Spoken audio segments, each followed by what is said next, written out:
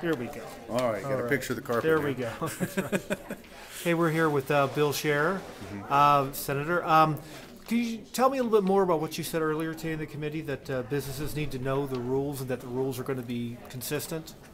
Well, I think we face several issues here in New Mexico. Where I'm from, the pit rule, which deals mostly with oil and gas wells, seems to be arbitrary and arbitrarily applied. And so, consequently, a lot of oil and gas producers aren't producing in New Mexico. In Farmington, for example, or San Juan County, 3,000 fewer people have jobs in San Juan County today than they did 2 years ago. A lot of those people have jobs, they're just now being paid in Texas or Pennsylvania or someplace else. They're not working here, they're not paying gross receipts tax, the companies aren't paying corporate tax, and of course we're not getting the severance tax from the production of oil and gas. Because this rule doesn't seem to make sense to anybody. Okay. Which rule specifically are you talking about? This one's the one we refer to as the pit rule. So when you dig something out of the ground, and when you're drilling a well, first you make a pit so that all of the dirt that you dig out of the ground you put in the pit. Okay. But mostly what's coming out of the ground is just dirt. Now, but there's the potential that something else could come out. Okay, and so that's why you have this pit. But now, what the pit rule says is not, you take all of that dirt that you took out of there and you put it on a truck and haul it to Artesia to the approved dirt storage place. Whereas before, the dirt was just dirt. And now dirt's considered a hazardous waste. So it has to be moved. Right. And so that rule, and then the way the rule is applied, it just doesn't make sense. And so people don't want to deal with it. The dairies on the eastern side of the state, every dairy has a different water quality plan. So instead of saying, this is what we want from dairies, the dairies don't know what the rules are. What's worse is the dairies spend a lot of money to get right for this year. They've got a 5-year water quality approval, and then at the end of that 5 years, it's a whole different set of rules. And so these businesses are confused. I think the same thing happens with other mining. Senator Smith asked, why is copper mining on the Arizona side booming, copper mining in New Mexico not? Well, the reason is because the copper miners don't know what the rules are going to be in New Mexico. So I think if you just say, this is the rule, this is what you have to do, most businesses will say, they'll make an economic decision, yes or no. But if the product is there, and obviously the copper is there, the oil is there, the gas is there, if the product is there, they'll figure out how to deal with the rule. What's been happening in recent years? The rules have been changing, or yes, the rules change. Or are there a number of different rules simultaneously?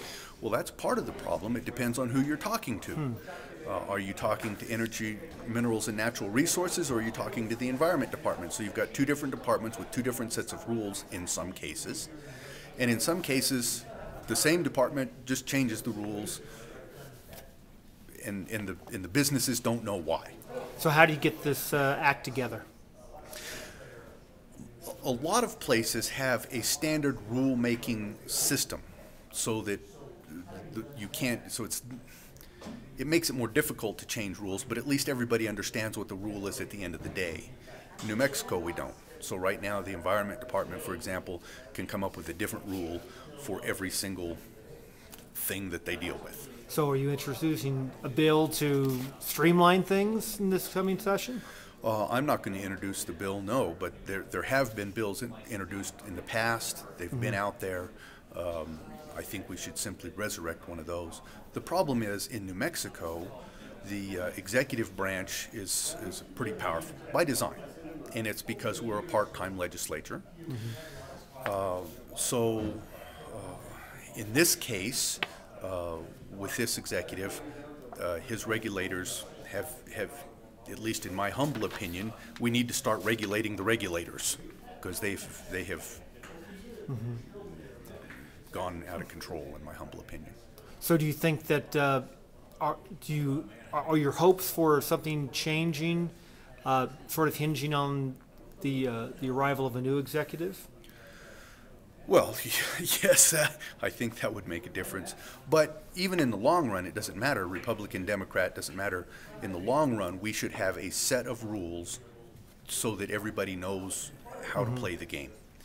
And So, for example, the oil and gas, or the Oil Conservation Division of Energy, Minerals, and Natural Resources used to be a group of people that helped oil and gas industry. Now they were trying to make sure that we used the resources wisely and we didn't tear up the environment. That was part of it, yes. But they were helpful to the industry. They have become opponents of the industry recently. Well, that change is because of a change in leadership. But it didn't matter. For decades, under both Republican and Democrat governors, they were useful and helped the industry as opposed to opposing the industry. And now they oppose the industry straight out. So it's almost as if their goal is to destroy the industry. The problem is so much of our state revenue comes from that industry. If we destroy that, which we are working on and have, we've damaged it anyway, now we've got a budget shortfall. Last question.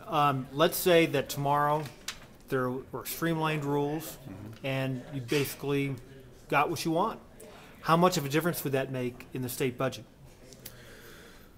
Well, I think it would make a significant difference. I can't give you a dollar amount, though. Part of what's happened is because we don't have that, I think it would be difficult to bring back some of those companies back to New Mexico. They've now moved. Some of these oil rigs, many of these oil rigs now have moved to Pennsylvania, in fact. Well, the chances are they're never coming back here. Okay? But when those companies are concerned that, yes, we can come back because now we have a new governor and the rules have changed. But what they're looking at is, so we've got a new governor for 4 years. Are the rules going to flip back in 4 years? Is it worth it for us to come back for 4 years worth of business?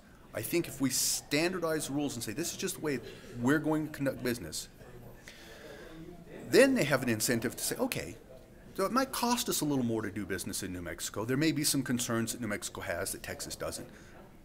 But the product is still there. We'll go there and we'll play by those rules.